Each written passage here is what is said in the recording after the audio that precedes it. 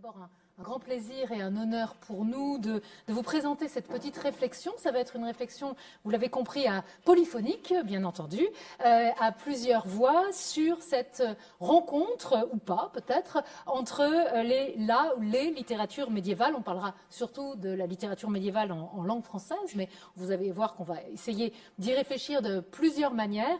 Et cette pensée, cette approche, qu'est l'éco-critique. Mais d'abord, peut-être, pour ouvrir la voie, laissons donc cette voie aux textes médiévaux. Qu'ont-ils à nous dire sur cette question ?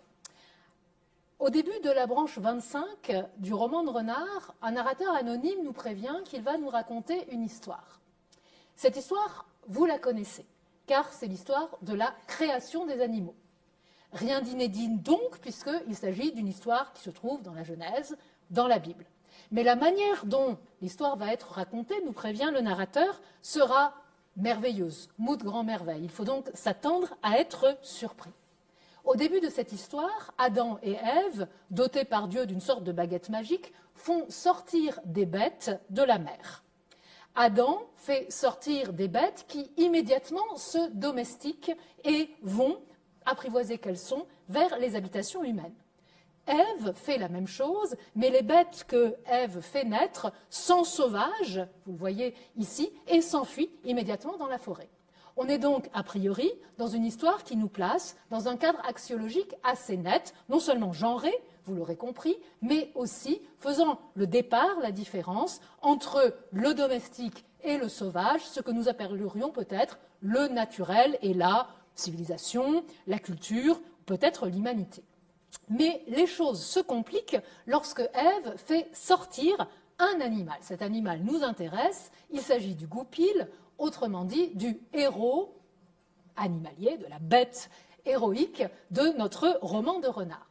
Ce goupil, vous le reconnaissez immédiatement car son poil est roux, attribut bestial, animal par excellence, mais aussi par son nom, car ce goupil s'appelle Renard. Et là, les choses, cher public, se compliquent, car Renard n'est pas un nom de bête.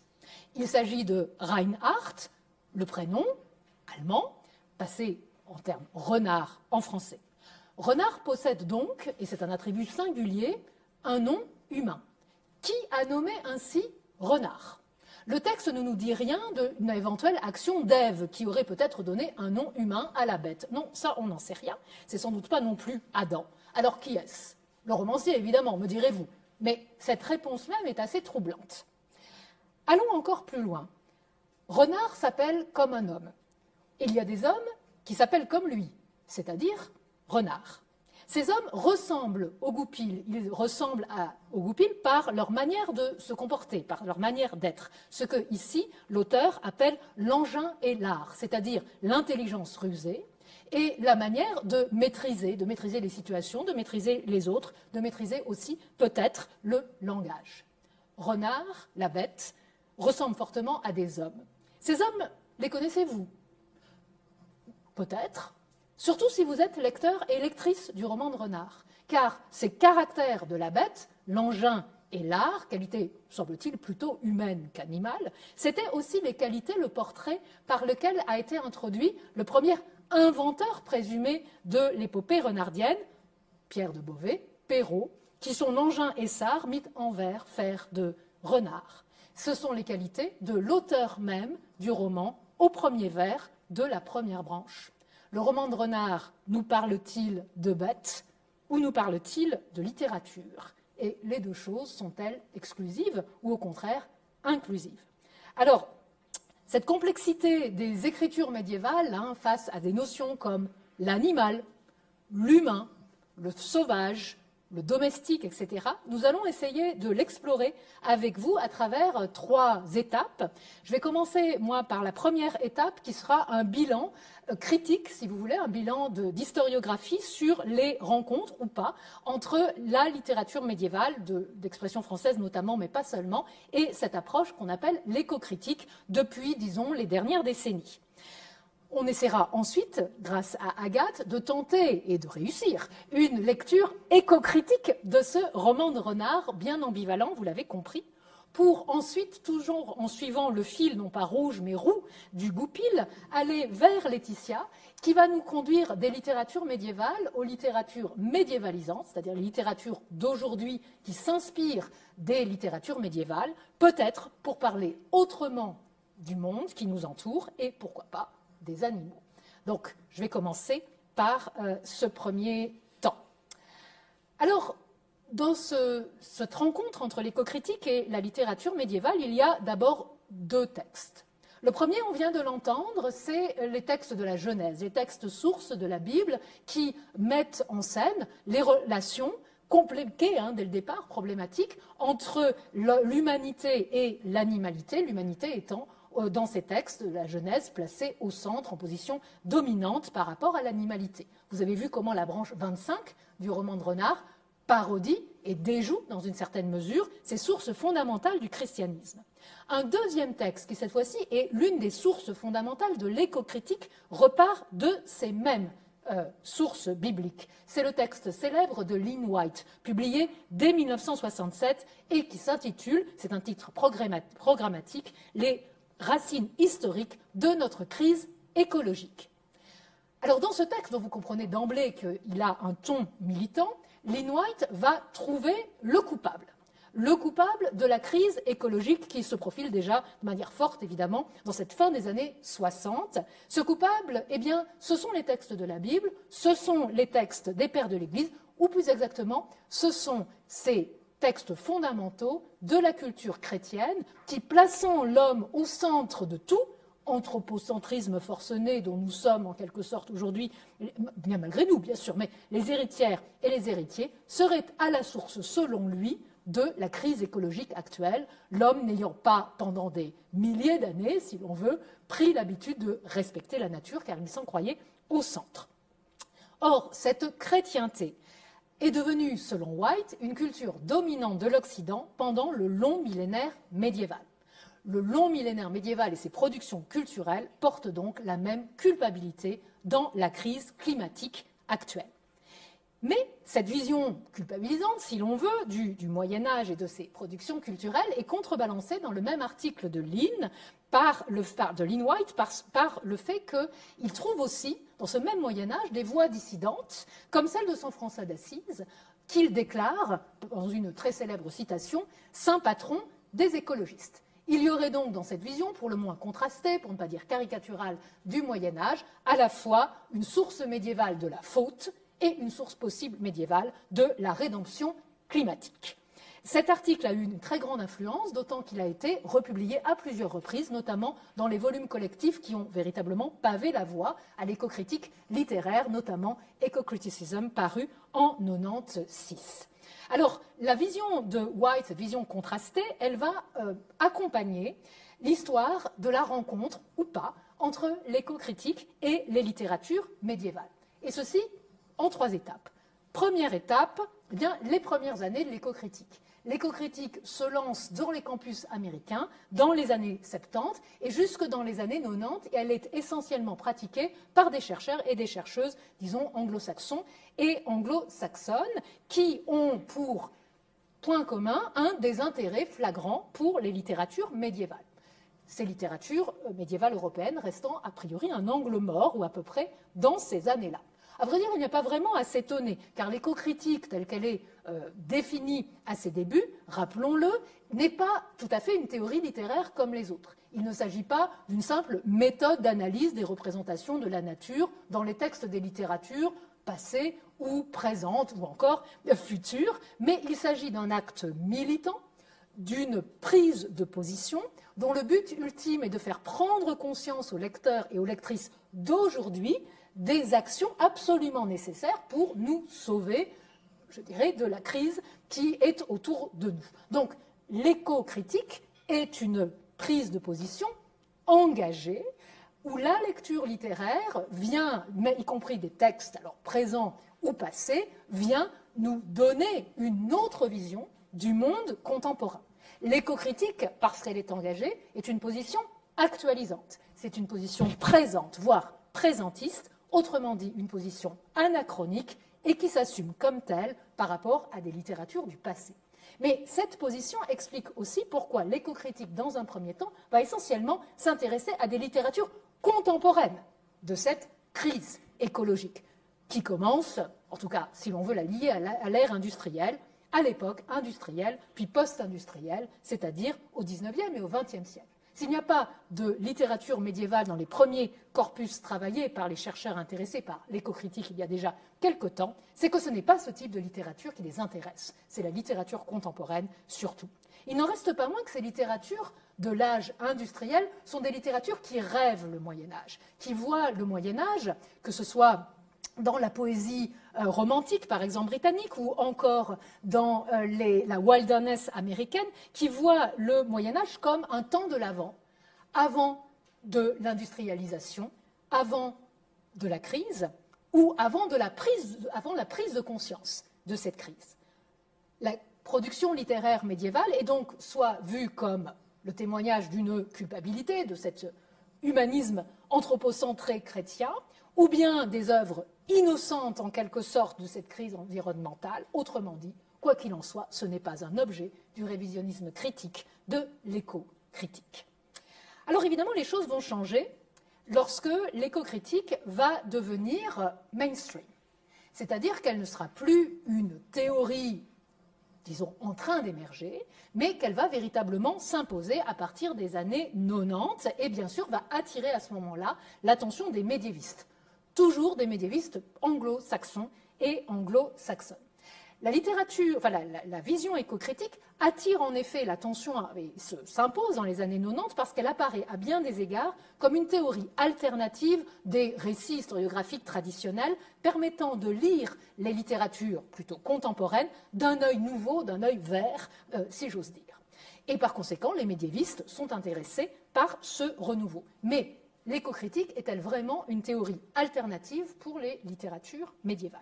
Ce qui va se passer à ce moment-là, c'est qu'on a de plus en plus de médiévistes qui vont s'emparer des outils de l'éco-critique, qui vont les dupliquer, qui vont les appliquer aux textes du Moyen-Âge, ceci avec une stratégie parfaitement, disons, assumée de légitimation ou relégitimation, autrement dit d'actualisation culturelle de ces textes. Prenons un exemple. J'ai l'impression, enfin, vous donnez l'impression qu'on quitte un peu Renard, mais vous allez voir que ce n'est pas tout à fait ça.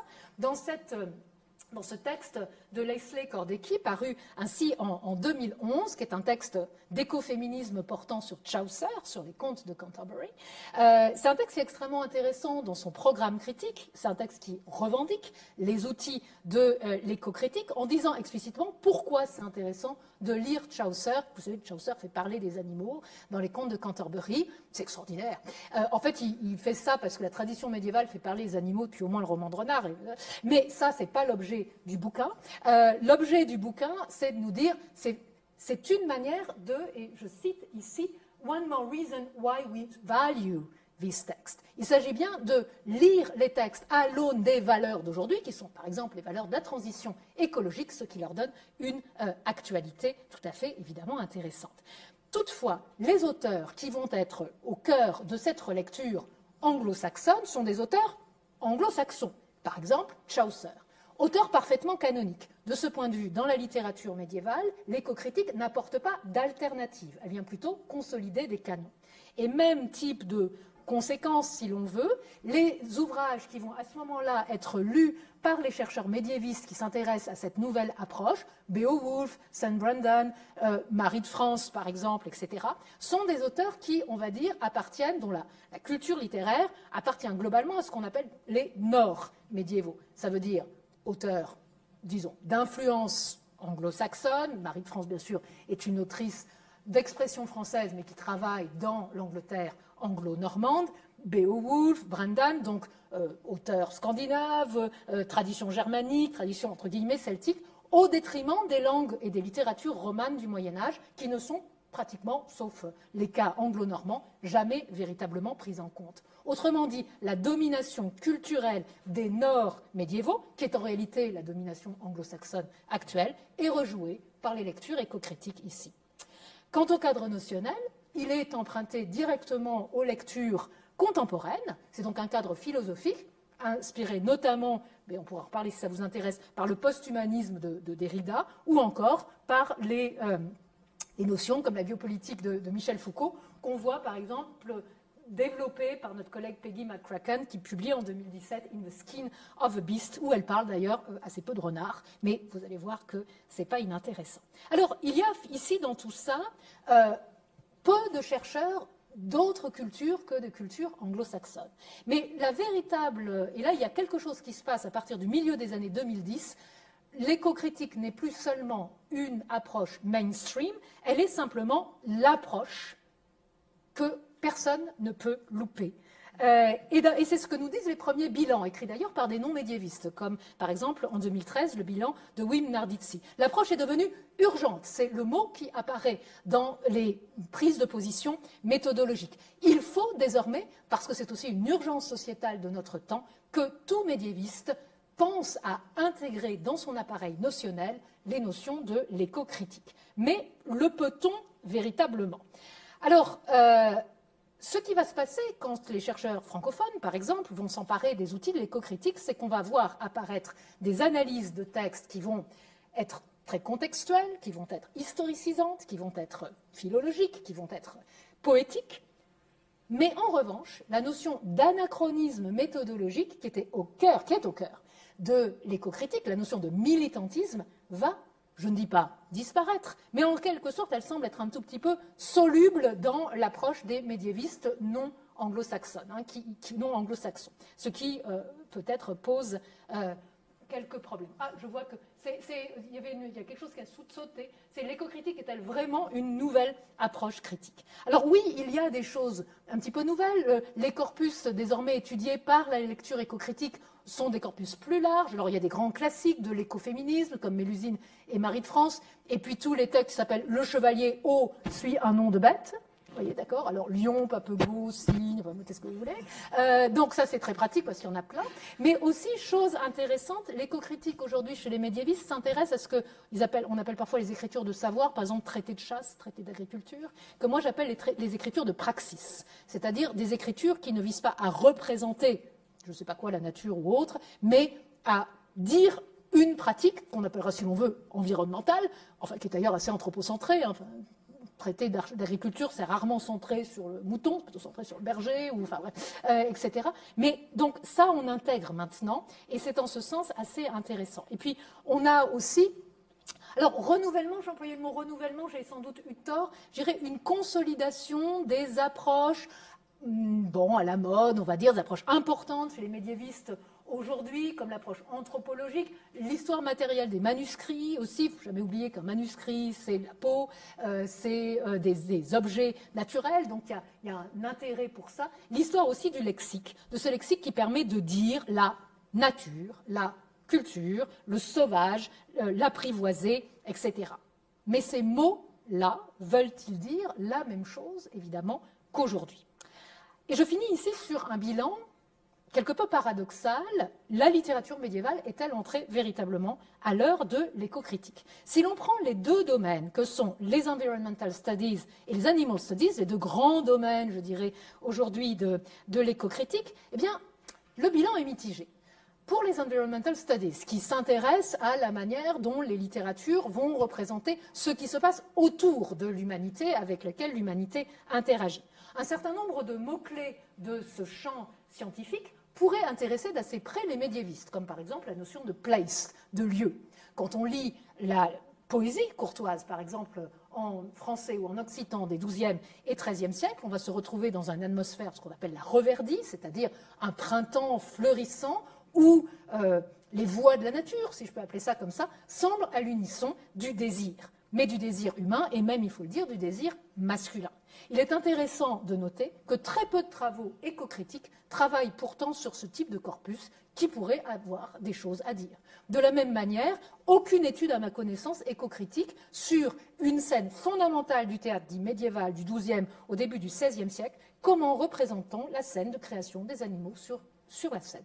Eh bien, c'est une scène qui est répétée, on en a des dizaines d'exemplaires, c'est une scène qui pose des problèmes extrêmement bien documentés d'ailleurs et passionnants. Comment faire cohabiter des acteurs et des animaux pas toujours apprivoisés dans le même espace scénique, ça pose des problèmes de sécurité, de dysfonctionnement, enfin bon, etc. On a énormément de documentation archivistique. Il y a là quelque chose à faire sur la cohabitation de l'animal et de l'humain, avis aux amateurs.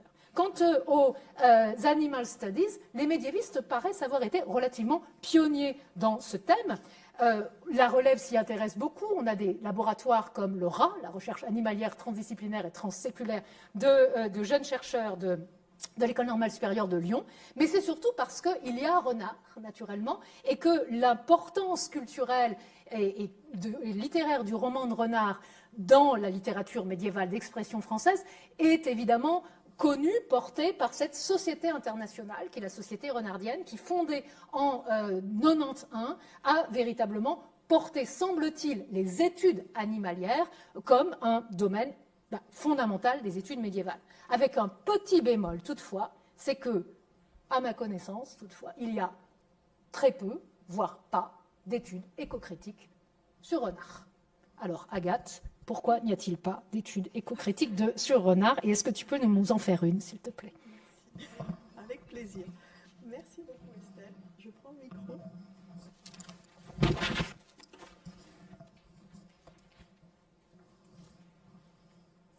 Alors, nous passons à Renard pour un essai d'éco-critique sous les auspices du printemps que je vais proposer dans cette deuxième partie, une lecture éco-critique, ou plus précisément, je vais m'interroger sur les possibilités ou conditions de possibilité de ce genre de lecture, qu'elle soit éco-critique ou éco-poétique, face à un texte qui semble résister aux catégories dont on peut observer qu'elles sont souvent déployées dans les travaux actuels. Alors, ça commence par un prologue, Se dit l'histoire au premier vers que Ja et Toué passé hiver et que la rose épanouissait. Et l'aube épine florissait. Donc le début d'une branche célèbre, la branche 1 du roman de Renard. Ce texte, ou plutôt cet ensemble de textes datés du XIIe et XIIIe siècle, offre à première vue un champ d'investigation possible. Son personnel romanesque, on le sait, est composé d'une majorité de bêtes, loups, chameaux, ânes, limaçons, etc., et une minorité d'humains, ecclésiastiques, artisans, paysans et surtout paysannes. Répartition intéressante en soi qui incite à s'interroger sur les rapports entre ces deux catégories, aujourd'hui encore communément admises, mises en cause cependant, humains d'un côté, non humains de l'autre. Un terrain de prédilection donc pour ce qui pourrait être l'éco-critique renardienne. Par ailleurs, quoi de plus suggestif qu'un texte dont les différents épisodes ne sont pas des chapitres mais des branches?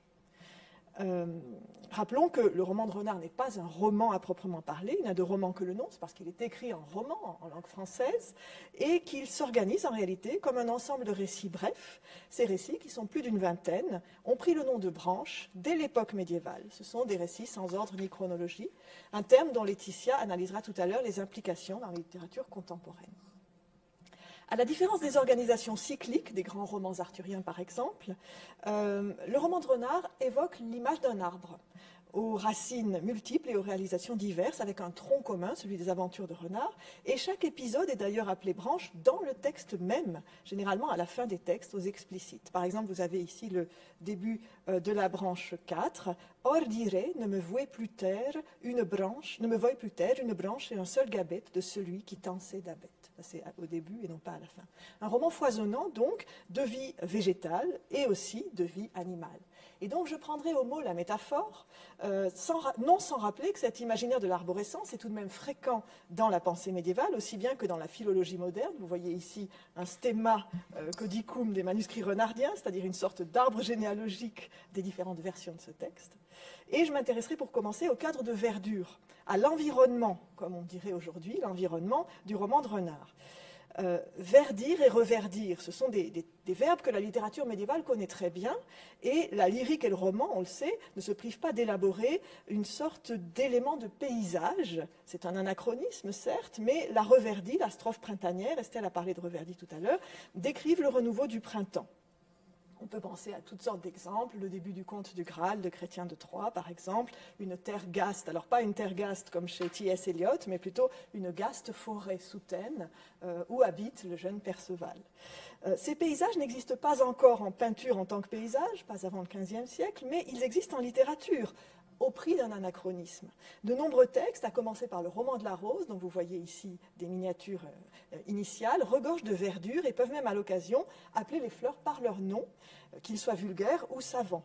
C'est le cas chez Guillaume de Loris. Guillaume de Loris nous parle d'un sentier où fleurit la menthe. Ou encore chez Marie de France qui nomme le chèvrefeuille. On peut penser aussi à René d'Anjou, le héros du cœur d'amour épris, mange de la salade de réponse. Chez Antoine de La Salle, les fleurs sont méticuleusement décrites et appelées par leur nom savant.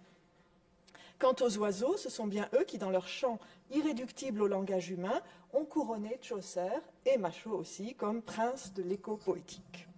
Et comme Estelle l'a signalé, certains textes médiévaux sont étudiés à la lumière de l'écho critique parce que l'empathie qui s'exprime pour le vivant peut servir aussi de modèle à des relations à construire entre l'homme et son environnement. Qu'en est-il dès lors de la verdure renardienne, de la verdure au pays de la renardie ? Eh bien, plusieurs récits renardiens font résonner ce Natureingang, ce début printanier, et pourtant, la reverdie est à contre-emploi dans Renard, et il faut d'emblée le souligner. Le mois d'avril est le mois le plus cruel, c'est-à-dire que la reverdie est présente, mais parce que les aventures de Renard prennent place de façon topique au moment où le printemps va pousser la bête hors de sa tanière, poussée par la faim. Tout se passe comme si la reverdie pouvait nous égarer, nous les lecteurs, qui sommes à la recherche de quelque chose dans l'immanquable embrayage que produit cette reverdie. Elle nous incite à attendre de la verdure, à lever les yeux pour voir des fleurs, alors qu'il faudrait chercher autre chose. En effet, le roman de Renard développe un environnement qui pourrait être dit plutôt déceptif vis-à-vis d'une attente de paysage. La déception qui nous attend, il semble qu'elle tient à une certaine indifférence à la notion d'environnement. Et d'abord, tout se passe comme s'il n'y avait plus de saison. Comme s'il y avait quelques saisons, mais dévoyées, détournées de leur atmosphère. L'hiver renardien ne nous propose pas d'admirer de la neige, de faire une bataille de boules de neige, mais plutôt de saler des jambons. Ce fut un peu devant Noël que l'on mettait bacons en sel. Pas de paysage d'hiver, mais un régime carnivore. Jacques Derrida a parlé de carnophallogocentrisme, on est en plein dedans. Et en été, si on veut contempler la Lune, eh bien, Renard nous propose une image moins romantique que gastronomique, puisque, en manipulant Isengrin, il lui montre un reflet dans le puits. Je lui fis pêcher dans la fontaine par nuit quand la Lune était pleine, il cuida que ce fut fromage. Pas de planète Terre à sauver, pas de lune non plus. Et donc, au milieu de cette nature médiévale foisonnante des XIe et XIIIe siècles, on ne peut qu'être frappé par une sorte de sobriété du roman de Renard qui, tout en se déroulant dans la nature, fait figure d'exception. Pas tellement de fleurs, quelques arbres certes, et d'abord des arbres structurels, ceux de l'engendrement du texte. La forêt certes est présente dans Renard, mais moins comme un refuge que comme un espace à traverser. Elle est parfois mentionnée explicitement lorsque Renard poursuivi prend la fuite, vers la forêt s'en va courant. Intéressons-nous de plus près aux arbres et à leurs branches. Les arbres, donc certes, l'arborescence est à l'origine de l'appellation du texte, de l'amplification du texte renardien. Mais Renard, qui arrive auprès de la mésange, par exemple, se retrouve au pied d'un arbre, après avoir cheminé le long d'un bois. Et lorsqu'il est au pied d'un arbre, il est en relation avec l'arbre du texte. C'est ce que dit Jean Dufournet, qui fait cette relation entre la posture de Renard devant l'arbre et le personnage dans l'arbre de son propre texte. Mais s'approcher d'un arbre, c'est aussi toucher à la vie elle-même, à quelque chose de l'ordre de la fertilité. Rappelons que dans l'imaginaire médiéval, l'arbre est aussi une image de l'homme. L'homme est un arbre inversé. Mais que fait Renard de ces symboles de vie ? Eh bien, il les considère comme les endroits où les proies se réfugient, ou bien même comme des refuges pour lui. Et donc, il va y avoir dans l'arbre autre chose qu'un symbole de vie, mais plutôt des récits qui nous montrent Renard faisant le pied de grue devant un arbre, que ce soit dans l'espoir de tromper un corbeau, de donner à la mésange un baiser de paix, ou de jouer un mauvais tour au chat Tibère. Entre parenthèses, dans la branche 2, c'est avec un peu de mousse et un peu de feuilles que Mésange pourra duper l'essence du goupil, en se servant de cette verdure comme d'une sorte de leurre sur lesquels se referment en vain les mâchoires du prédateur. Dans le roman, l'arbre est moins un arbre de vie qu'un arbre de mort.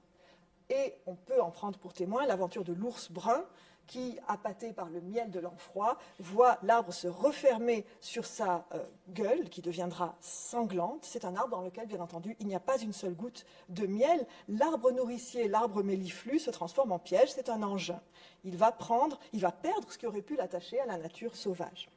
Aussi, l'arborescence du roman de Renard est-elle proprement diabolique? Elle enfonce ses racines vers le bas, la verticalité travaille vers une sorte de dévoiement, et elle est attirée plutôt vers le tonien, vers le goupil, la couleur rousse, plutôt que vers la couleur verte. Que dire alors de la promesse de ces métaphores de branches, de ces métaphores branchues, si ce n'est que ces branches sont des arbres qui cachent une absence de verdure et plutôt un relatif manque d'intérêt du goupil pour l'attirail romanesque de la reverdie. Qui cherche des forêts n'en trouvera que peu. Tout au plus pourra-t-il entrevoir des essarts. La forêt, en effet, est cette limite à repousser sans cesse, vis-à-vis de laquelle on met en place un droit d'essartage à cette époque-là. Dans le roman apparaissent quelques figures de paysans essarteurs absorbés par un travail pionnier de conquête de l'espace. Ainsi, le paysan Liétard, qui va sacrifier Brun l'ours et qui va ensuite devenir le vassal de Renard, qui lui sera aussi le suzerain de Berthaud, dans une sorte d'hommage chevaleresque. Renard, au moment de mourir, va d'ailleurs léguer des essarts à ses fils. Alors je ne lis pas la citation, ce serait un peu long, mais ce n'est pas du tout de la deep ecology. On voit qu'il lègue à ses enfants plutôt des garde-manger que des paysages. On voit d'emblée, j'y reviendrai, que la littérature médiévale a le mérite de nous inciter à déconstruire l'imaginaire romantique qui a longtemps prévalu dans les études d'éco-critique et qui en constitue même, selon Sarah Buechens et d'autres, une sorte d'ancrage permanent. L'essart de Liétard, c'est le lieu de la mise à mort. Voilà un des éléments qui pourrait expliquer que le corpus renardien soit demeuré un peu rétif à l'éco-critique. Le personnel romanesque que l'on y rencontre est à la fois victime et bourreau. Pas de quoi, en l'occurrence, déployer un arsenal écologique. Il y a du sable dans les rouages. Une autre raison possible, corollaire, c'est que le héros éponyme semble s'intéresser à un monde restreint. Son environnement est seulement celui que circonscrivent ses besoins.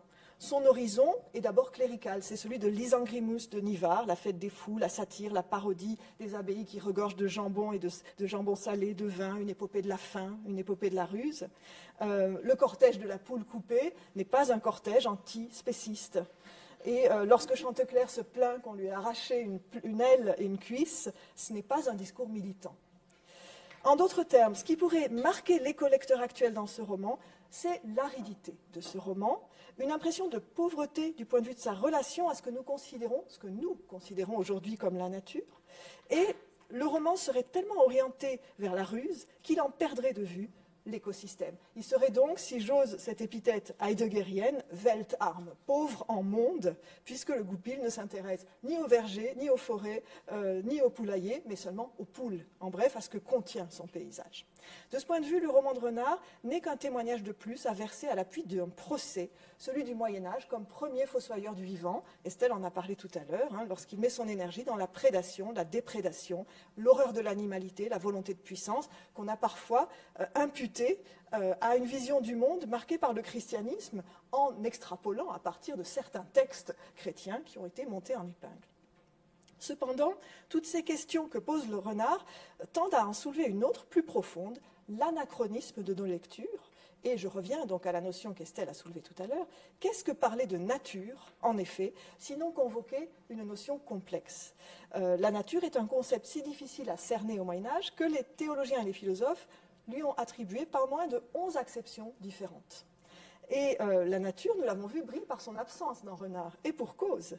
L'une des formes de nature, la nature naturée, au sens que Jean Scott et Erigène lui donnent dans son Périphéséion, c'est-à-dire la nature qui crée ce qui est créé. Mais il y a d'autres formes de nature. Pour la philosophie médiévale, la nature n'est pas seulement verdure, et elle n'est encore moins le paysage, faut-il le rappeler. Sa personnification, son allégorie, n'a pas un appareil photo, elle est armée d'un compas, plutôt, et c'est l'ancelle du Seigneur. Alors, encore Chaucer qui revient, c'est le Vicar of the Almighty Lord, l'ancelle du Seigneur. Elle est là pour créer dans des limites qu'elle occupe entre Dieu et la matière, en se conformant au plan divin. Lorsqu'elle s'exprime chez Alain de Lille, par exemple, c'est pour se plaindre du comportement des hommes. Donc, son lieu de prédilection n'est pas une prairie, c'est une forge. Nature forge les êtres, Jean Demain, le roman de la rose, tout cela est connu. Et donc, la verdure n'est pas étrangère à la nature, évidemment. Nature, dans le roman de la rose, évolue aussi dans un univers d'où la verdure n'est pas absente. Mais le rôle créatif est celui d'une puissance à l'œuvre, d'une dynamique. Et donc, on pourrait... Ah pardon, l'image était censée s'afficher. Voilà. On pourrait ici rappeler la réflexion intéressante de Philippe Descola, anthropologue, qui souligne le rôle tout à fait impensable qu'occupe la nature dans notre perception du monde. La nature est une sorte d'ectoplasme conceptuel, un fourre-tout actuellement, puisqu'elle permet simplement, dans un binôme entre nature et culture, de créer une opposition. Et il y a d'autres manières d'envisager les rapports de l'homme avec le monde, selon Philippe Descola. Alors j'en viens maintenant à des questions d'animaux. Et j'ai intitulé cette partie « bestournement » parce qu'il va s'agir de retourner un peu la question. C'est un verbe, le verbe bestourner, qui veut dire tourner deux fois, qu'on trouve beaucoup dans le roman de Renard, et dans lequel, c'est un mot valise, on entend la bête, bien entendu. Donc si l'on ne prend pas en compte ces divers anachronismes, on s'expose, dans le roman de Renard, à d'autres déconvenus. Car on se voue à chercher ce qui n'y est pas, et à mener une enquête écopoétique qui va tourner court. Le cas des animaux est à cet égard exemplaire. Nous cherchons des animaux dans la nature pour y mener une lecture écocritique. Or, se mettre en quête des animaux dans ce roman, c'est comme pour Renard, se mettre en quête de quelque chose à se mettre sous la dent. Mais c'est une sorte de chasse, et qu'est-ce que nous allons trouver? Des rapports inattendus, parce que ce que nous allons trouver, c'est moins les animaux dans la nature que la nature des bêtes. Alors certes, le roman de Renard fait montre des qualités d'observation éthologique de ces auteurs, de ces divers auteurs. On l'a noté depuis longtemps, ils ont bien vu que Renard était un goupil, avec son habitus, avec sa manière de se déplacer, faite d'arrêts, de courses rapides, de détours. C'est la vulpicula, le petit vulpes, où on entend déjà cette dynamique de la spirale. Alors on voit Renard qui, dans des essarts, court vers une haie, s'arrête, hume le vent, repart en courant. Il a un habitus particulier. Le loup aussi est très fidèlement croqué. Et la période du rut du loup est plus tardive que celle du renard, ce qui explique, par exemple, le viol de Hersan par Renard. Tout cela ne serait pas désavoué par la science animalière ou par l'éthologie. Le loup va être croqué, mais aussi Tibère le chat, qui chasse sa queue, qui joue avec sa queue. C'est un animal, dirait-on. Il est de sa queue se va jouant et entorse lui grand saut faisant. Donc lorsque Renard le trouve, il était en train de jouer avec sa queue. Même chose pour Bernard, l'archiprêtre, l'âne qui mange des chardons.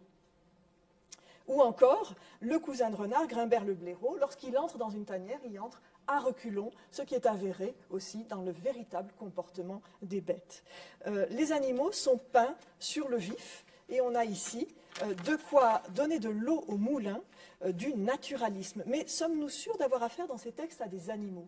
Alors la critique a très souvent parlé, sans que ces catégories soient jamais remises en cause, de zoomorphisme et d'anthropomorphisme, et a observé avec quelle virtuosité les auteurs passaient de l'un à l'autre et nous faisaient voir tantôt l'animal sous sa forme animale, tantôt l'animal sous sa forme humaine, de cet âge d'or qui n'en est pas un, du temps où les bêtes parlaient. Et la question semble absurde. Avons-nous affaire à des animaux? Bien sûr que nous avons affaire à des animaux. Et pourtant, il n'y a pas d'animal, pas un seul animal dans le roman de Renard. Si nous regardons à l'examen ce qui se passe dans le texte, nous constatons que ces animaux sont absents, ce qui m'incite à révoquer en doute l'expression que l'on trouve dans l'édition Pléiade, d'animaux qui jouent aux hommes. Il n'y a pas à proprement parler d'animaux qui jouent aux hommes. Je vous donne quelques exemples de passages intéressants où les éditeurs, les traducteurs modernes ont repris le texte pour lui faire dire autre chose que ce qu'il dit. La cour était grande et plénière, bêtes y eaux de grand manière. Il y avait des animaux de toutes sortes, dit la traduction. Ou bien encore, il appelle le brun appelle tauprémerin, ne vouait plus léger ferin. On ne connaissait pas de plus rapide, de plus habile animal. Mais ce n'est pas l'animal ici, c'est la fera, c'est la bête sauvage. Ou encore le mot nourresson, qui va être traduit encore une fois par animal dans la plupart des traductions, et je ne mets pas en cause la Pléiade, mais toutes les traductions. Et plus grave, des passages où les traducteurs prennent acte d'une reprise pronominale pour refaire apparaître le terme d'animal. Par exemple, à chacun arbre le sien lie. Pendant le siège de Maupertuis, Renard va lier les animaux à des arbres, mais il va lier chacun de ces animaux, nous dit le traducteur, à des arbres. Le roux, c'est l'adjectif substantivé qui désigne Renard, et bien ce sera traduit par l'animal roux. On ne peut pas vraiment dire pourtant qu'il y ait des animaux. Et la preuve, c'est que lorsque Renard décrit le paradis des bêtes, quelque chose d'assez surprenant d'ailleurs, puisque les bêtes ne peuvent pas y aller, eh bien, il décrit un endroit peuplé de brebis. Séant, peut-on voir maintes ouailles, ovi coula. Mais en fait, ces ouailles ne sont pas des brebis, ce sont des fidèles, ce sont des brebis qui sont sous la houlette d'un bon pasteur. Et encore une fois, on fait chou blanc, il n'y a pas vraiment d'animaux à proprement parler. Donc, nous pouvons étudier sur nouveaux frais cette tension communément admise entre zoomorphisme et anthropomorphisme. Alors, par exemple, je n'ai pas le temps de le faire maintenant, mais dans le concours de steeplechase entre Renard et Tibère, où tour à tour les animaux entre guillemets, seront présentés comme des bêtes à cheval ou comme des bêtes courant sur leurs quatre pattes. Ou encore au moment où Tibère, dans la branche 6, inspirée de la branche 13, décide d'aller remplacer le prêtre de Breuil dans la paroisse de Blagny et chanter les vêpres. L'animal nous semble humain, c'est étonnant. Brun l'ours, lorsqu'il se fait tuer par le paysan Liétard, a l'air très humain. C'est parce qu'il est victime d'un meurtre. L'animal semble humain lorsqu'il est victime d'un meurtre, mais ce qui est encore plus étrange, c'est que les bêtes du roman de Renard nous semblent être des animaux. C'est ça le plus étonnant, sans que cette catégorie soit remise en cause. Alors il faudrait revenir à la notion d'animal, à du lexique, rappeler que le terme d'animal existe bien entendu au Moyen-Âge. Il est utilisé notamment dans des contextes savants, avec un terme aristotélicien par Christine de Pisan, qui a d'ailleurs une syntaxe très intéressante dans ce passage. L'homme qui maîtrise l'oratio, la parole, chose acconquise, qui trépasse de tous les autres et passe animaux, avec la tmèse, il dépasse tous les autres animaux, mais on ne sait pas si ce sont les autres animaux ou les animaux, et ce n'est pas innocent de savoir si l'homme est un autre animal parmi des animaux, ou si l'homme dépasse les animaux, mais qu'il n'en est pas un. Donc ici, la syntaxe de Christine est tout à fait éloquente. Mais plutôt qu'animal, on a aussi la question de la bête. Alors depuis Basile de Césarée, Jean Chrysostome et jusqu'au pape Lothaire de Segni, eh bien, il y a une construction à deux plans où la part bestiale de l'homme est repoussée dans une sorte de négatif plus bas. Et je reprendrai la belle formule de Pierre-Olivier Dittmar, le propre de la bête est le sale de l'homme. Cette bipartition entre l'humain et le bestial existe de manière fractale à tous les niveaux de l'être humain, que ce soit dans la société, que ce soit dans son corps ou même dans son âme, il est partagé entre l'humain et le bestial. C'est un zoon logikon, mais c'est aussi un homme bestial. Donc la bête est en nous, la bête est dans l'homme, et c'est aussi les débuts de la prédation de l'homme sur l'animal, bien sûr, mais ces passages montrent que l'animal n'est pas dans l'environnement. Il est considéré comme l'intériorité de l'homme. Alors, en guise de conclusion, je proposerai des textes à reverdir. Je proposerai alors non pas une éco-critique ou une éco-poétique, puisqu'on voit qu'elle se heurte quand même à des questions d'anachronisme, des questions de catégorie mentale, mais peut-être une manière de voir comment distinguer des perspectives. Et du constat que le roman de Renard soit rétif à l'éco-critique, je pourrais suggérer une série de déconstructions, de déplacements que ce roman a le mérite d'amorcer. Si Renard reste un point aveugle de la critique de nos jours, relativement, il y a ça et là des analyses sur l'aspect éco-critique des textes, mais pas massivement, eh bien c'est sans doute à cause de la cruauté des rapports qu'il met en scène, de l'omniprésence de la pulsion de vie et de la pulsion de mort, et aussi de son ambiguïté au regard des dogmes verts, voire de son ambivalence au regard de l'éco-critique, et j'ose le mot, son absence de kitsch. Rien de fleurs bleues, nous l'avons vu dans cette œuvre, plutôt des fleurs carnivores. Des conflits entre le monde animal et le monde humain, une violence des rapports, la faim, l'extermination, la déprédation. Il y a là de quoi déconstruire un certain nombre de catégories, puisque les animaux ne sont pas forcément les éléments d'un paysage. Et c'est pourquoi on pourrait vouloir déconstruire l'écopoétique et rêver à une écopoétique qui pourrait se passer, pourquoi pas, de l'animal, enfin pas se passer, mais reconsidérer l'animal, reconsidérer la notion d'environnement et même la notion de biodiversité. On peut prendre plusieurs exemples. La rencontre de la biche, célèbre dans le Guigemard de Marie de France, n'est pas forcément une manière de protéger l'animal mourant, mais c'est d'autres questions qu'elle pose. Elle ramène à un imaginaire du cerf qui n'est pas seulement celui de l'animal. On peut aussi penser au bestiaire dans les manuscrits enluminés, que Sarraquet a très bien étudié en parlant également des manuscrits, du support manuscrit, et ce sont autant d'animaux qu'on pourrait vouloir désencager de leur gang animaliste, si j'ose dire.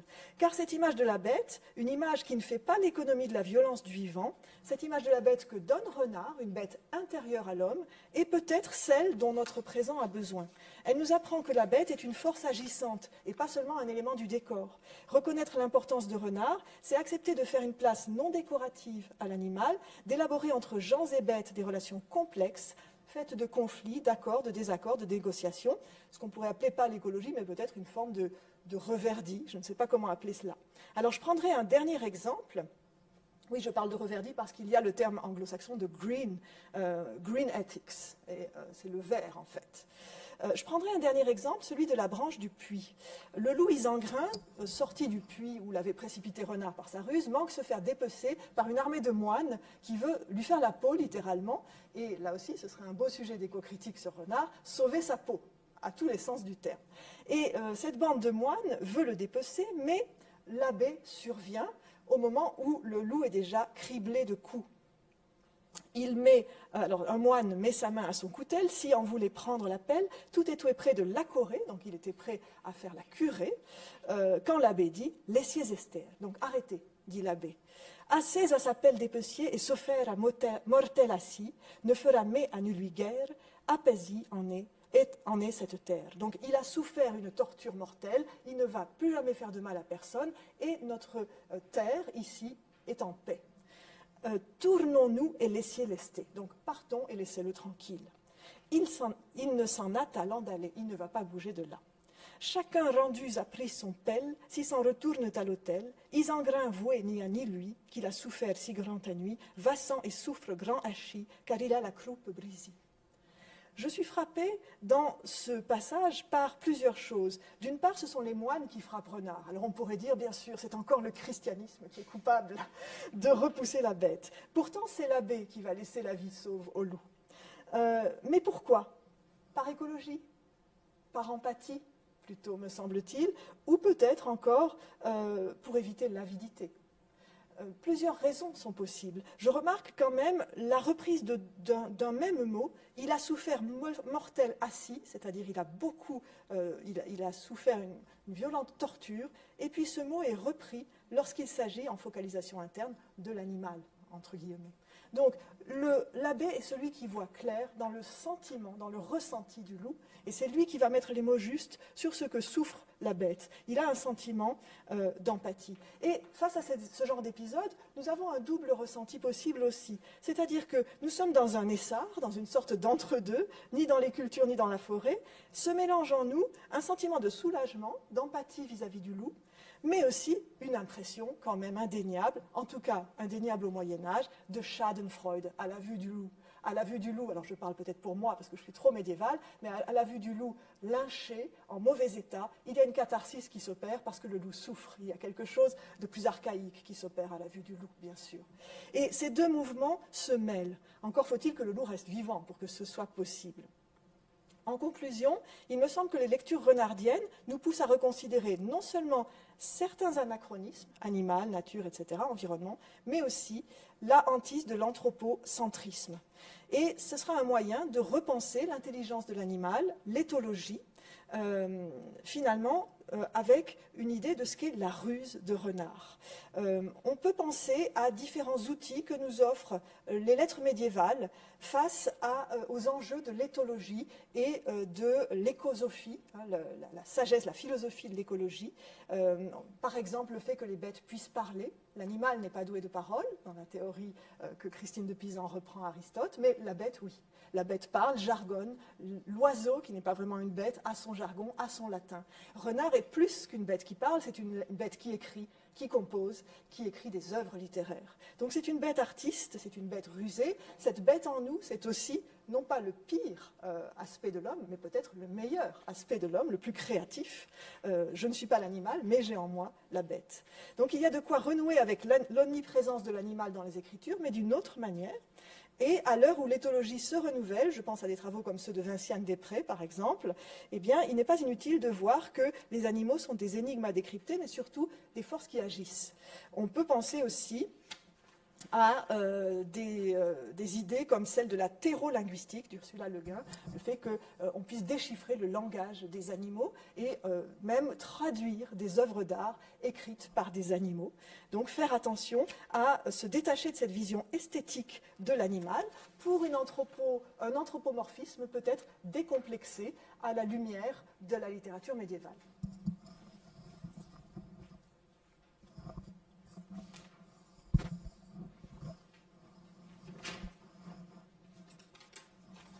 Merci Agathe.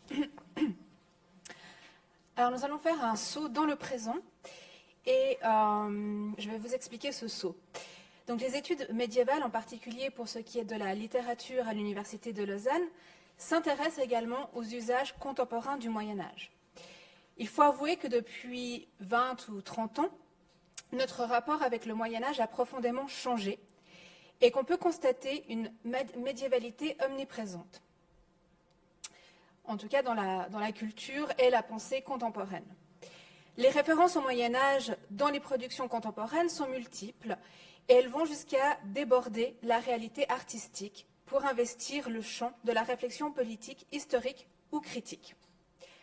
Alors, quelques exemples de cette présence du Moyen-Âge dans notre culture contemporaine. Ce Moyen-Âge va du roman au cinéma, en passant par la BD et même les jeux vidéo. Il est présent aussi dans les beaux-arts. Donc ici, je vous ai mis un petit hommage à Pierre Soulages avec les vitraux de l'abbaye de Sainte-Foy de Conques. Et puis, les reprises politiques, notamment la figure de Jeanne d'Arc par le FN. Alors, ce phénomène de nouveau Moyen-Âge est appelé médiévalisme ou modernité médiévale pour son champ d'études francophone. Il est défini comme la réception du Moyen-Âge au siècle ultérieur, en particulier au XIXe et XXe jusqu'au XXIe siècle, dans son versant créatif et son versant érudit. Alors, il faut comprendre par là qu'il ne s'agit pas d'approche historique ou d'études visant à éclairer le passé, mais de pratiques dans lesquelles les références à la période médiévale viennent nourrir des activités présentes.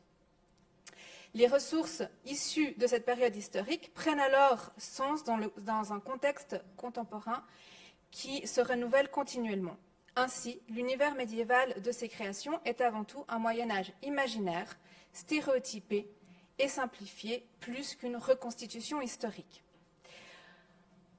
En réalité, l'intérêt de ces productions contemporaines réside davantage dans les libertés et les anachronismes qu'elles se permettent de prendre en dépit des contraintes historiques, car d'une part, les libertés laissent place à la création, et d'autre part, le Moyen-Âge dans ces productions est posé comme un outil qui aide à penser le monde contemporain dans sa contradiction et sa multiplicité.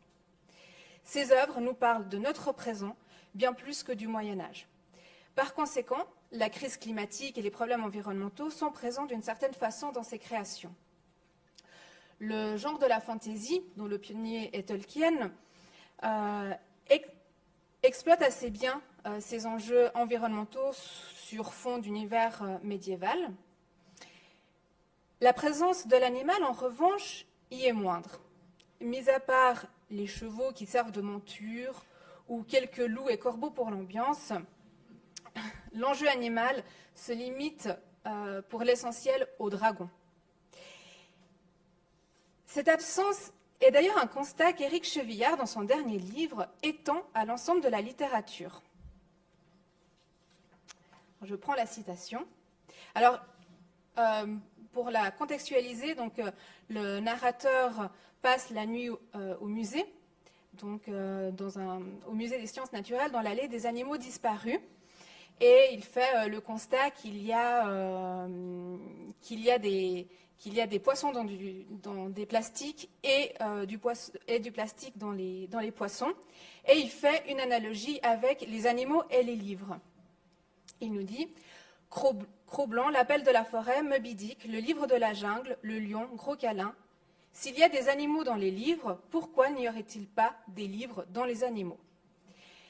Mais au vrai, il n'y a pas tellement d'animaux dans les livres dès que les livres ne s'adressent plus à des enfants de 3 ans. Puis, les animaux que l'on trouve dans les livres destinés aux enfants de 3 ans sont des oursons à casquette, des cochons bipèdes prénommés Léo et Léa, ou des ânes scolarisés qui ont des parents pénibles. Il y a dramatiquement peu d'animaux dans les livres. Ou ces livres sont des fables, des contes, des satires, des paraboles, comme le roman de Renard. Mais Agathe nous a dit qu'il n'y a pas d'animaux dans le roman de Renard.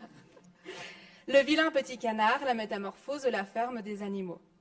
La 6e extinction massive a commencé dans la littérature et il s'agit plutôt d'une extermination. La littérature est déjà ce monde sans animaux. Dans le désert même, on rencontre le fennec, le dromadaire, la vipère à cornes. Dans la littérature, il n'y a pas d'animaux. J'ai grandi dans la littérature, il me manquait quelque chose. Il me manquait les animaux. Alors quand j'ai lu ça, effectivement, petite prise de conscience, et je me suis dit, mais vraiment, il n'y a pas d'animaux dans la littérature. Le premier réflexe que j'ai fait, c'est d'aller sur Google Scholar et taper « littérature et animaux ». Et j'étais assez étonnée du résultat. La première entrée concerne la littérature jeunesse. La deuxième entrée, ma préférée, concerne le monde animal et ses représentations dans la littérature du Moyen-Âge. La troisième entrée, introduction à la littérature jeunesse. Le mot animal n'apparaît même pas dans le titre. Mais bon, revenons à nos moutons. Donc, il est vrai qu'on trouve plus facilement des animaux dans la littérature jeunesse que dans les classiques. Alors peut-être dans les classiques, on pourrait penser à Loulou, le perroquet empaillé de Flaubert. Il est vrai aussi que la plupart du temps, ces animaux sont anthropomorphisés. Mais dans cette citation, il est intéressant et remarquable de souligner cette distinction qui est faite entre les livres, c'est-à-dire peu d'animaux dans les livres, où ces livres sont des fables, des contes, des satires, etc. Comme si en parlant de livres ou de littérature, l'auteur entendait peut-être parler de romans. Il y a là une considération sous-entendue de l'importance et de la domination du roman face aux autres formes et genres littéraires. Mais j'y reviendrai. Alors mon regard quant à la présence d'animaux dans la littérature est faussé, car en travaillant sur la littérature médiévale et sur Jacques Roubaud, j'ai plutôt l'impression d'une forte présence animale. Jacques Roubaud, né en 1932, est poète, mathématicien et membre de l'Oulipo depuis 1966. C'est un auteur prolifique, influencé entre autres par la littérature médiévale, la littérature japonaise, la littérature anglo-saxonne. Il écrit des romans, des contes, de la poésie, des essais, des pièces de théâtre, et il s'est même attelé à la traduction de l'Ecclésiaste de la Bible ou des éditions Bayard. Le monde animal est omniprésent dans l'univers roubaldien, que ce soit dans des recueils de poèmes, des contes, différents types de créations littéraires. Et d'ailleurs, Roubaud le dit, il aime bien écrire sur les animaux. Il nous dit « J'aime bien raconter des histoires ou composer des poèmes sur et pour des animaux ». Alors, on voit quand même que ces couvertures sont assez colorées et on devine qu'elles sont destinées à un public plutôt jeune. Il nous dit « C'est pourquoi je m'adresse particulièrement aux enfants qui eux-mêmes s'intéressent aux histoires et aux animaux ». Alors voilà qui confirme une première fois la citation d'Éric Chevillard. Les histoires d'animaux s'adressent en particulier à un jeune public. Toutefois, il y a aussi une quantité non négligeable d'animaux dans les textes de Roubaud qui sont pour adultes. Et surtout, l'animal n'est pas présent uniquement dans le contenu des textes. Roubaud s'en inspire aussi pour son caractère formel qu'il applique à la poésie. Par exemple, alors je ne vais pas développer trop là-dessus, mais il reprend la Sixtine du troubadour Arnaud Daniel, où les mots rimes, la place des mots rimes suivent, si on veut, cette forme qui rappelle la forme de la coquille d'escargot.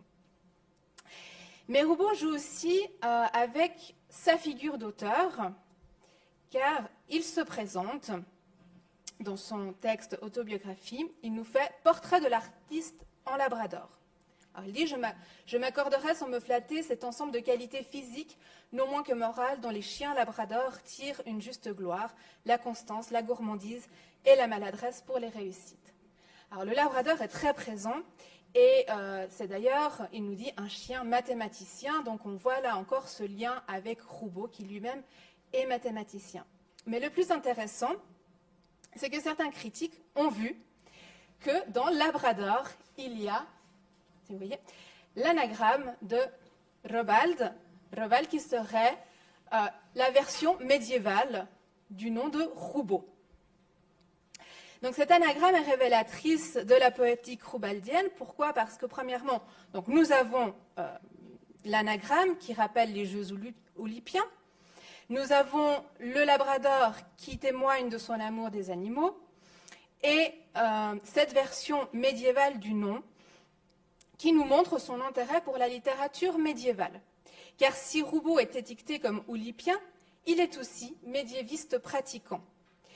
L'histoire entre Roubaud et le Moyen-Âge commence avec la lyrique des troubadours, je vous ai parlé de la Sixtine, mais elle prend de l'ampleur lorsqu'avec Florence Delay, il se lance dans l'entreprise de réécrire la légende du Graal en 1970. Les premières pièces sont publiées en 1977 et l'ensemble est publié en 2005. Ils ont alors le projet commun d'écrire une matière populaire pour le théâtre. Le choix du sujet s'est porté sur la matière de Bretagne, donc la légende arthurienne, qui demeurait gelée dans la mémoire collective. Débute alors un travail de recherche sur la littérature arthurienne. Comme ils le disent, ils se sont retrouvés devant une véritable forêt de brocéliande de textes. À leur tour, ils collaborent à filer cette métaphore organique, car c'est bien par une image arborisée que les deux auteurs parlent de leur travail. Ils disent « Nous avons construit notre cycle comme un arbre à 10 branches, ou pièces, qui raconte la naissance, les aventures et la fin des deux chevaleries indissolublement liées, celle qui vient du ciel et celle qui vient de la terre. 10 pièces de théâtre composées en branches, renvoyant au cycle du Lance-le-Graal. Donc, pour rappel, une branche est une partie ou un épisode d'un récit qui se suffit à elle-même, car il n'est pas nécessaire d'avoir lu la première pour aborder la seconde ni les suivantes. Pour la construction de ce cycle, Delay et Roubaud ont donc emprunté un peu à chaque texte arthurien pour recréer une nouvelle version. Par conséquent, leur processus de production s'apparente à du recyclage, nous permettant de continuer la métaphore organique et écologique en suggérant que l'œuvre de Delay et Roubaud donne lieu à une reforestation de la matière arthurienne et elle a pour effet de sauvegarder la mémoire de la légende. Des incises nouvelles permettent de tracer des sentiers narratifs d'une branche à l'autre. C'est ce que Roubaud nomme « entre deux branches ». Le chevalier Silence est une de ces incises permettant de faire le lien entre la matière arthurienne et les autres littératures du Moyen-Âge. Le Chevalier Silence, publié en 1997, se présente d'abord comme une réécriture du roman de Silence, texte du XIIIe siècle, que l'on attribue à un certain Eldris de Cornouailles. Ce récit médiéval, dont l'histoire se place à la lisière de la matière de Bretagne, puisqu'à la fin apparaît Merlin, relate les aventures de la jeune Silence, forcée de se travestir en homme pour des questions d'héritage. En habit d'homme, elle va devenir jongleur, ménestrel et chevalier, l'un des meilleurs, avant de retrouver sa condition de femme, d'épouser le roi et de pouvoir finalement hériter de la terre de ses parents. Dans le conte de Roubaud, On reconnaît la thématique du travestissement, néanmoins le texte n'est de loin pas une simple réécriture du roman d'Eldris. On peut le voir comme un patchwork littéraire en raison de ses nombreux emprunts à la littérature médiévale, comme l'expose le prétendu éditeur moderne, qui n'est que Jacques Roubaud, quand il nous dit, alors je prendrai au milieu de cette citation, « Les allusions polémiques transparentes du second à Chrétien de Troyes, ses emprunts à Jean Renard, au Lancelot en prose et même au Tristan en prose et au Guiron de Courtois amènent à placer la date de la composition de B au plutôt troisième quart du XIIIe siècle. » Ce qui m'intéresse ici, c'est vraiment de voir que la matière de Bretagne reste la principale source d'inspiration pour la composition du Chevalier Silence. Mais, mis à part les différentes branches qui composent le Lancelot, Roubaud convoque une autre tradition littéraire médiévale, composée elle aussi en branches, qui est le roman de Renard. Donc si Roubaud joue avec la notion de branche pour passer de la réécriture arthurienne à la réécriture renardienne, il joue également avec le nom de Renard, ouvrant tout un volet renardien dans le Chevalier Silence. Le goupil est présent dans les textes roubaldiens, mais aussi l'œuvre de Jean Renard, écrivain du XIIIe siècle. En convoquant Jean Renard, l'animal ne réside pas uniquement dans le nom de l'auteur, mais aussi dans le texte emprunté qui s'intitule « L'escoufle ». Donc, un escoufle, c'est un milan, un rapace. Pour comprendre ce saut entre les branches et d'un renard à l'autre, je me permets rapidement de résumer l'histoire. Donc, le Chevalier Silence relate les aventures de la jeune Silence et de son frère adoptif Valvain. Tout commence à la suite du rêve prémonitoire du roi Glendir, dans lequel il se fait tuer par une demoiselle de 16 ans. Le roi décide alors d'enfermer toutes les jeunes filles du royaume jusqu'à leur majorité. Au même moment, Morgane et Gordensa mettent au monde une petite fille qu'ils prénomment Silence, et le même jour, Morgane recueille au bord de l'eau un nouveau-né, un garçon nommé Valvain. Les parents vont travestir Silence et élever les deux enfants ensemble, sans distinction de sexe. À l'adolescence, les deux jeunes gens partent explorer la contrée en quête d'aventure. Ils sont confrontés à différentes péripéties qui vont les séparer. Le conte se concentre alors sur Silence et rencontre un nouveau compagnon d'aventure, Renard, dont la lignée avec le renard médiéval est attestée. Donc, quand nous rencontrons Renard, il se présente et il dit « Mon nom est Renard, ap Renard, etc., etc. Fils de Renard, Renard tout court, pour simplifier, je suis un renard. Mon père est le père de mon père, de mon père est le père de mon père, etc. Étaient de nobles renards des monts noirs où notre famille est installée depuis un nombre considérable de générations. » Alors, le lien avec le renard médiéval est marqué aussi par ce renard ap renard, donc fils de renard, qui rappelle aussi la tradition celte. Et ce qui est intéressant de voir dans cette généalogie, c'est que cette généalogie rappelle aussi l'arbre généalogique, rappelle aussi les branches de l'arbre, et c'est aussi un renard textuel qui renvoie aussi au stéma, donc à cet arbre qu'Agathe a montré. Donc la rencontre entre Silence et Renard a lieu dans la forêt de Brocéliande. Donc on retrouve, finalement, Roubaud replace Renard dans une forêt. Lieu mythique de la légende du Graal et propice à la merveille, aux enchantements et au mélange des mondes humain et animal. Ainsi, avec cette rencontre, c'est dans ce lieu boisé emblématique que s'amorce l'entrelacement d'une branche à l'autre entre le roman de Renard et la matière arthurienne. De plus, dans ce lieu où tout est possible, le lecteur découvre Renard dans une situation peu commune qui déçoit l'horizon d'attente du lecteur. Le rusé renard se retrouve piégé en essayant de dérober la poule aux œufs d'or à un magicien de la forêt de Brocéliande. La raison pour laquelle Renard dérobe la poule aux œufs d'or, c'est pour la remettre en rançon à un maudit enchanteur qui a enlevé la famille du goupil et qui menace de les transformer en langoustes si Renard ne lui remet pas la poule. Donc effectivement, il y a quand même passablement d'animaux chez Roubaud. Donc cet enchanteur, on apprend que c'est Bréus sans pitié, donc un fameux criminel arthurien, et qu'il agit sous les ordres de la fée Morgane. Et c'est là que Renard et Silence se rendent compte qu'ils ont un ennemi en commun et décident de poursuivre les aventures ensemble pour aller rechercher à la fois Valvaine et la famille du renard aux antipodes.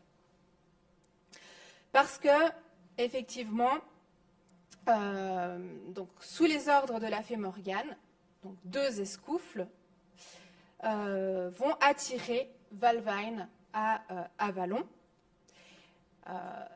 Donc Avalon, l'île de la fée Morgane. Donc le roman de Renard contient aussi des escoufles. Et l'image culturelle de cet oiseau au Moyen-Âge est profondément négative. Il est connu pour son avidité à s'emparer des restes, il va jusqu'à être assimilé au diable, et cette image négative est conservée dans le Chevalier Silence. Car on nous dit, ce sont 2 grands escogriffes, 2 gros oiseaux ruffians, mi-corbeaux, mi-vautours, énormes, au plumage couleur de merde, à l'âme sale. Donc ce sont effectivement les adjuvants de Morgane chargés de l'aider à accomplir ses projets maléfiques, mais aussi ils vont être fortement ridiculisés. Alors au-delà du comique qu'engendre le ridicule de ces oiseaux, l'entrée des escoufles dans le conte nous dévoile la subtilité du travail de Roubaud, car leur présence, en plus de continuer à évoquer le roman de Renard, permet aussi de faire le lien avec le texte de l'Escoufle, de Jean Renard. D'ailleurs, la trame narrative du Chevalier Silence emprunte davantage à ce texte qu'au roman de Silence. L'Escoufle est un roman datable de la jonction du XIIe et XIIIe siècle, qui relate les amours contrariés d'Aélis, fille de l'empereur de Rome, et Guillaume. Comme Silence et Valvaine, les 2 héros sont élevés ensemble dès leur plus jeune âge, mais la famille d'Aélis s'oppose à leur mariage. Les héros décident alors de s'enfuir vers la France. En chemin, Aélis donne un anneau à Guillaume pour symboliser leur amour. Ils vont s'endormir sous un arbre et à ce moment-là, un escoufle va venir dérober l'aumônière dans laquelle était l'anneau, croyant qu'il s'agissait d'un morceau de viande. À ce moment, Guillaume se réveille et court chercher l'anneau, alors qu'Aélis dort encore. Et c'est à ce moment que les amants vont être séparés et ils vont se retrouver seulement à la fin du roman. Donc on reconnaît dans le Chevalier Silence certaines similitudes. Les enfants sont élevés ensemble, tombent amoureux, et lors d'une aventure, Silence et Valvaine reçoivent chacun une moitié d'anneau. Ce sont ces 2 moitiés d'anneau qui vont être volées par les 2 escoufles. Et nos héros vont se séparer en partant chacun de leur côté à la recherche de la moitié d'anneau dérobé.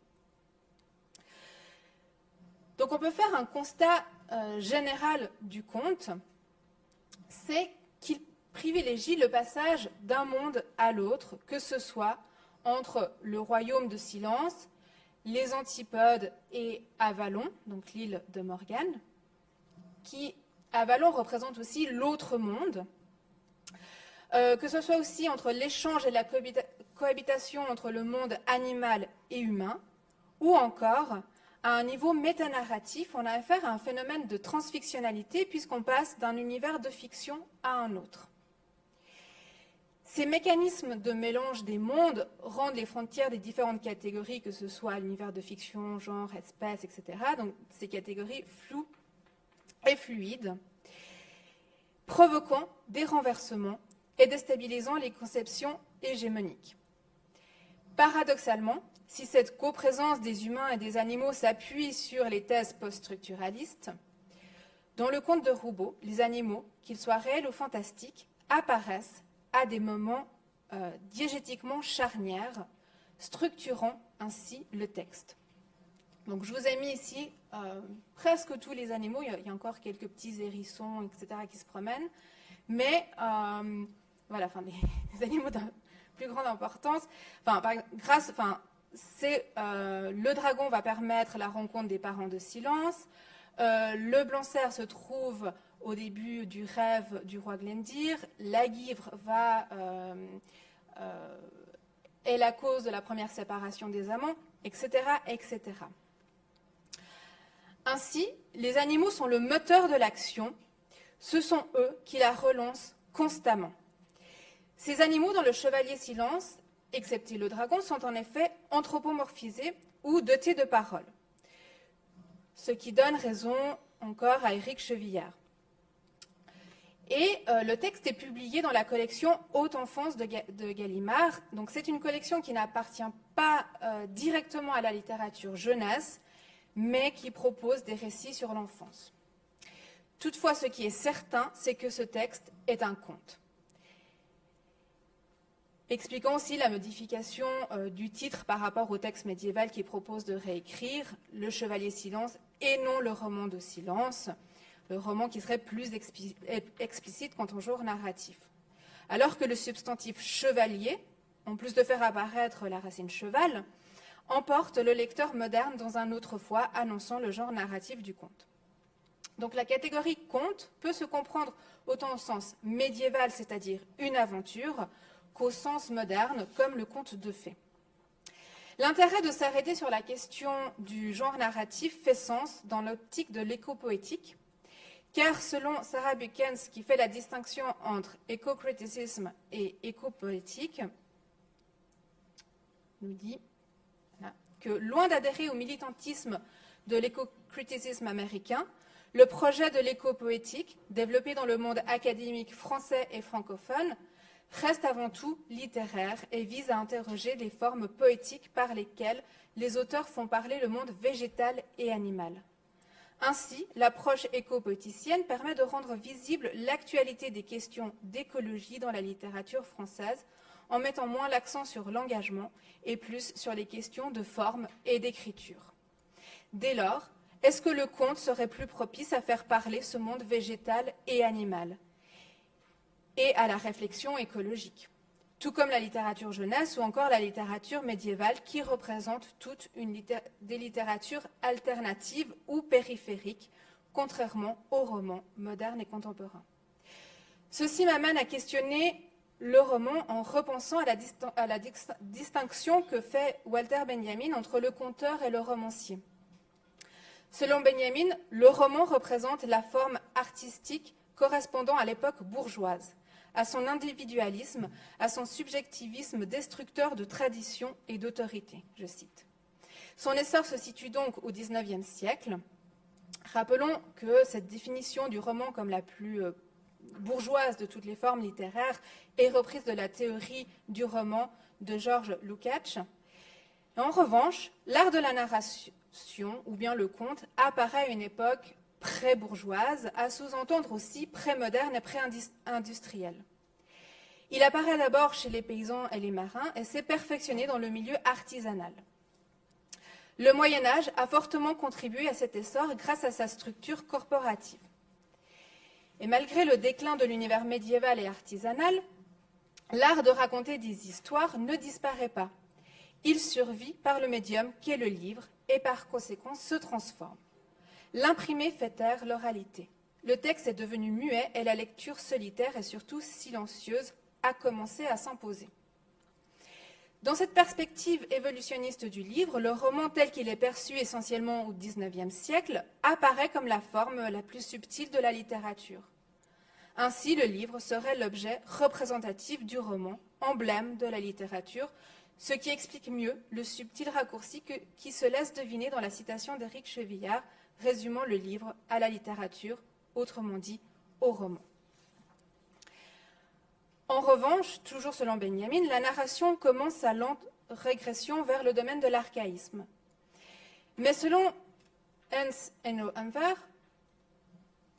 qui poursuit la réflexion de Benjamin, l'art du conteur survit cependant dans un domaine marginal de la société et de la culture, l'univers culturel enfantin, qui, détaché de la société, dispose d'une relative autonomie. Par conséquent, l'art de conter se trouve confiné dans la littérature de jeunesse. Donc les formes littéraires seraient alors symptomatiques de l'évolution de notre société. le roman individualiste attaché à l'ère industrielle serait propice à l'extinction animale. Le conte, qui a comme vertu de conseiller, d'enseigner et de transmettre, est un phénomène du passé, un passé qui nous apparaît constitué d'une faune plus dense, mais surtout un passé fortement lié au Moyen-Âge, au monde paysan, marin, artisan, au vivre ensemble. Le conte, ou l'art de la narration, renvoie aussi, selon Lukács, à l'existence harmonieuse et pleine de sens. Existence harmonieuse qui peut se lire au sens large entre les différentes sphères humaines, animales et végétales. Ainsi, en réécrivant la légende du Graal en 10 pièces ou branches, Roubaud contribue à la reforestation de la légende arthurienne. De la même façon, en choisissant le conte pour sa prose du chevalier Silence, Roubaud participe au double travail de préservation. D'une part, la mémoire des textes et des formes littéraires passées, et d'autre part, d'une préservation animale que le roman a délaissée. Archive de la mémoire, le conte roubaldien serait donc aussi l'équivalent d'une arche de Noé. Benjamin affirme que le conteur est un homme de bon conseil et que le conte permet de transmettre une expérience. Ce retour au conte, c'est aussi un moyen de trouver des réponses, de se rassurer concernant les problématiques actuelles. Entrelacé à l'univers médiéval, le conte roubaldien apparaît dès lors comme remède et source de réconfort contre les maux de notre présent. Je vous remercie de votre attention.